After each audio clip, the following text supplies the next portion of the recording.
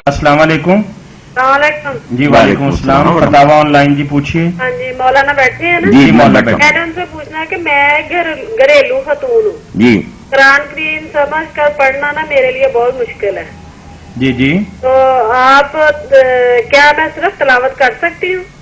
कुरान और सुन्नत की रोशनी में बताएंगे कुरान पाक का हक अदा हो जाता है ऐसे? मेरी बहन, आप घरेलू खातून भी हैं तो बहुत अच्छी बात है। घरेलू खातून ही हर खातून को होना चाहिए। बात तो यह कि अगर तो आप पढ़ लिख लेती हैं, अल्लाह ने इतना इल्म आपको दिया, फिर तो आपके लिए जरूरी है कि आप ज्यादा ना तिलावत करें, कुरान मजीद खत्म करने की कोशिश ना करें। थोड़ा कुरान मजीद पढ़ लें, मगर उसका तर्जमा तफसीर पढ़ें। बेशक एक ही सफा रोज पढ़ लिया करें, कुरान का हक तो अदा होगा तब। पढ़े आदमी सही, समझे, उस पर अमल करे, ये तीन चीजें होंगी तो फिर मेरी बहन असल कुरान पढ़ने का हक तो ये है। कुरान पाक में जो अल्लाह ने तिलावत का लफ्ज बोला ना, ये अहले इल्म लोग ही बैठे कि यतलूना हक का तिलावत है, तिलावत करो, उतरो माउहियल। तिलावत पढ़ने को नहीं कहते, ये बहुत गलती होगी। पढ़ो पढ़ो और है किरात। तिलावत का माना पीछे चलना, तला यतलू पीछे।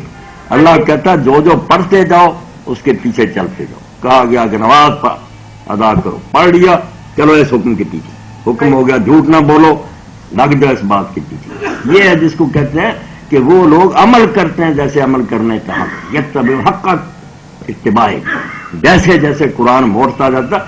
इसलिए समझेंगे तो मेरी बयान करेंगे, पहले पढ़ें फिर समझें फिर उसके मुताबिक अमल करें। जो मेरी बहन नहीं पढ़ सकती या भाई नहीं पढ़ सकते, अल्लाह ने इल्म नहीं दिया, उनके लिए ये भी काफी है कि वो नाज़राए कुरान पढ़े। उनकी जिम्मेदारी ये है वो पढ़ते रहें थोड़ा बहुत, और जो पढ़ ही नहीं सकते वो पढ़ने वाले के पास बैठ जाया करें, सुन लिया करें। जितना जितना किसी के बस में उतना हिसाब होगा। जो पढ़ सकते हैं ना मेरी बहन, वो ना करें कि ज्यादा नहीं पढ़ सकता तो थोड़ा भी तर्जमा तशरीह नहीं, तर्जमे से पढ़ा करें, कुरान को समझने की कोशिश करें।